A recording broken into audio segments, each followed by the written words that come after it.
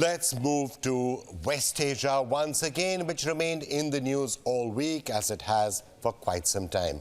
And it's not only for the Gaza war, but also for the expanded war that seems to be building up in the entire region. This week, the rules of engagement were changed when an enemy drone hit a remote base in the Jordan. 3 American soldiers died. Last night in the Middle East, we lost 3 brave souls in an attack on one of our bases. Yes.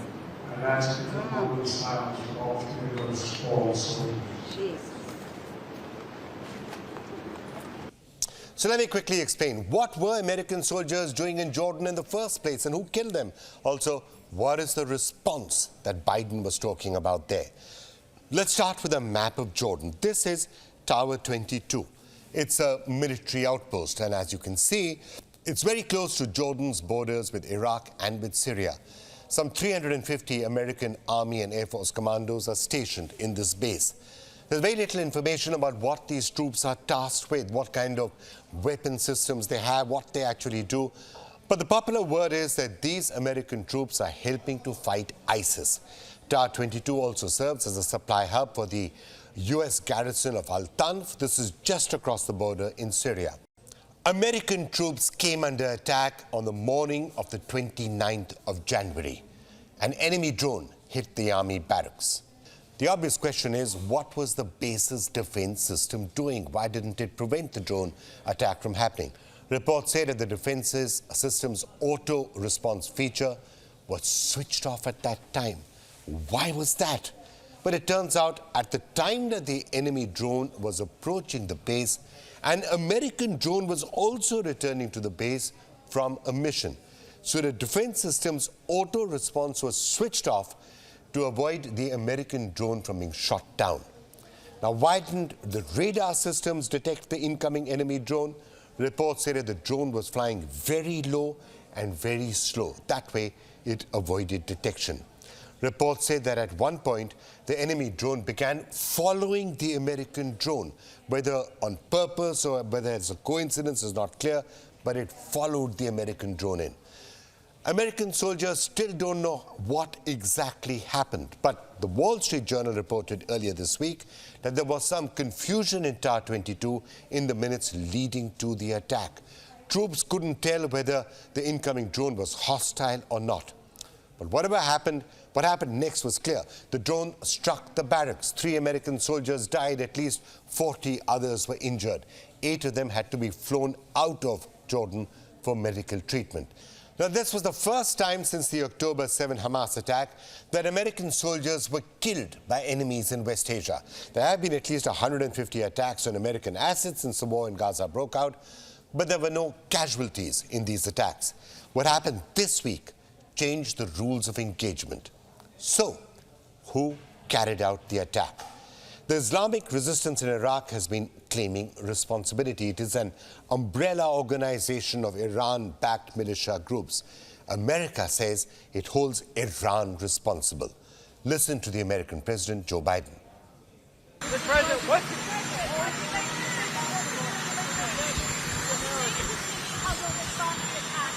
Yes. What do you hold Iran responsible for the death of those 3 Americans? I do hold them responsible in the sense that they're supplying the weapons to the people who did it. Now, listen to how Iran responded to that comment. The common chapter between you and us, that is Iran and the US, is that we know each other. You know that we do not leave any threats unanswered. While we are not looking for war, we are not afraid of war, and we do not run away from it. So ever since the news of the attack broke, American leadership has been talking about a response. On Monday, in a post on X, Biden said America will respond at a time of its choosing. On Wednesday, Biden said he had decided how to respond to the attack. I don't think we need a wider war in the Middle East. That's not what I'm looking for. But let's now turn to that big question, the question that analysts are asking. How much can America really afford to flex its muscles in West Asia right now without triggering a wider conflict? And let's also put this entire question now on a geopolitical map. Let's understand what's happening. All of this is happening in Jordan and Iraq and Syria, and America saying, what is Iran doing? And we're going to take action against the people who are responsible for this. America has also been saying that about the Houthis in Yemen, which is just a little bit further to the south. All of this in the context of a possible escalation of the conflict that is already happening between Israel and Hamas. That is Israel and Hamas. That's the Gaza Strip out there. Remember, there's war taking place between Russia and Ukraine further up the map. Could that escalate? Is that heading for some sort of a conclusion or not? And then the big elephant in the room, or the dragon in the room, if you like. So many people actually expect conflict and hostilities to break out over Taiwan. The South China Seas, they are already on fire. And there's the very real possibility that there could be conflict that is going to break out over Taiwan at some point. Could be this year, could be 5 years from now, could be 10 years from now, who knows? But that is something that could happen. And for more on this, we're now being joined by Dr. Malcolm Davis, Senior Analyst in Defence Strategy and Capability at the Australian Strategic Policy Institute. Thanks so much, Dr. Davis, for being with us.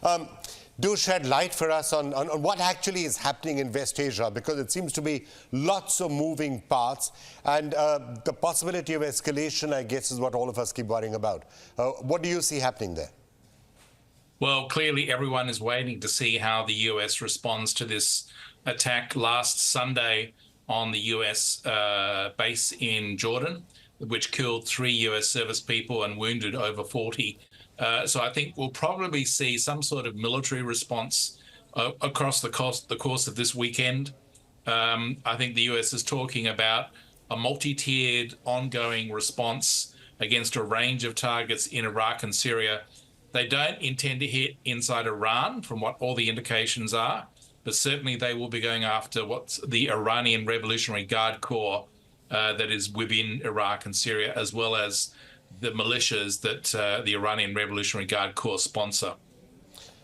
Dr. Davis, I have to ask, obviously if you're not putting boots on the ground, these strikes can continue. You can go on firing cruise missiles and go on having airstrikes till you're blue in the face. But as we are seeing with the Houthis in Yemen, it doesn't actually prevent anything. It doesn't seem to deter too many people. It's not very clear what you're actually hitting. So whatever the response is, I'm sure those are some of the concerns that the Americans will have. What are we actually hitting? Exactly. I think that the US really has to struggle to essentially establish credible deterrence against Iran. And at the moment, that's not happening. As you quickly point out, with Operation Poseidon Archer against the Houthis, the US is striking Houthi forces that are launching missiles on an ongoing basis. And so far, those US strikes aren't really stopping those Houthi attacks. The same might be said in the upcoming attacks on the Iraqi and Syrian militias that are sponsored by Iran.